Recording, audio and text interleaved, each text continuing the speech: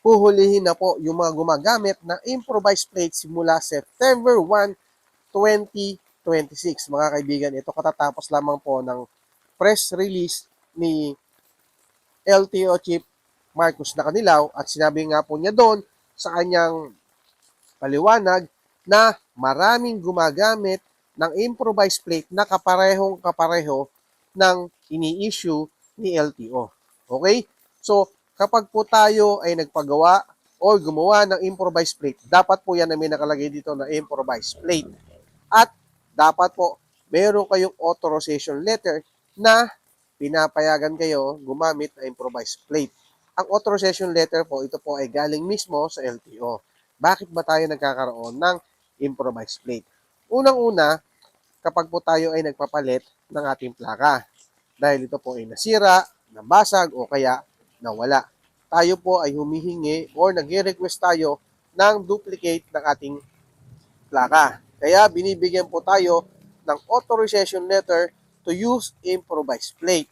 Pero marami sa atin ang gumagamit ng plaka na parehong-pareho nito at nagpapagawa online. Okay? Yun po ay subjected po kapag gumagamit ka niyan, subjected po na magkaroon kayo ng violation. Ito pa ang mabigat dyan. Kung gumagamit ka ng improvised plate at wala ka ding authorization letter galing sa LTO, subjected po for impounding ang inyong sasakyan. Okay? Kasi nga po, sabi nga din nila LTO na wala na po tayong backlog para dun sa ating mga plaka.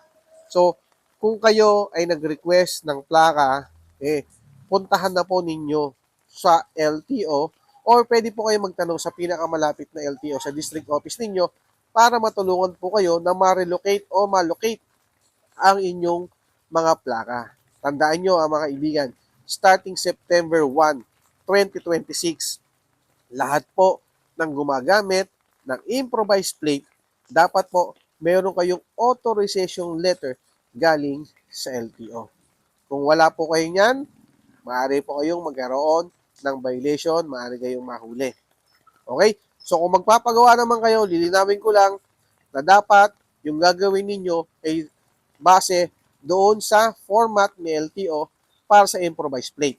At paglilinaw ko para sa lahat din, bawal po tayo magpagawa ng improvised plate. Uulitin ko lagi ko sinasabi kasi totoo naman, real talk tayo. Madaming nakikita tayo online na gumagawa ng parehong-pareho ng plaka na ini-issue ng LTO. Yan po ang bawal na bawal. Huwag po kayo magpapagawa online ng plaka na parehong-pareho nito. So, magpagawa lang po tayo ng format na katulad na binibigay lamang ni LTO. Okay? So, paalala sa kapwa motorista, 4 wheels man yan or 2 wheels man yan o motorsiklo, starting September 1, 2026, lahat po ng gumagamit, nationwide to mga kaibigan lahat po ng gumagamit ng improvised plate, dapat po meron kayong authorization letter. Kung wala kayong authorization letter, subjected po kayo sa impounding or maaari kayong magmulta at magkaroon kayo ng violation. Okay? Paalala lang mga kaibigan. Salamat.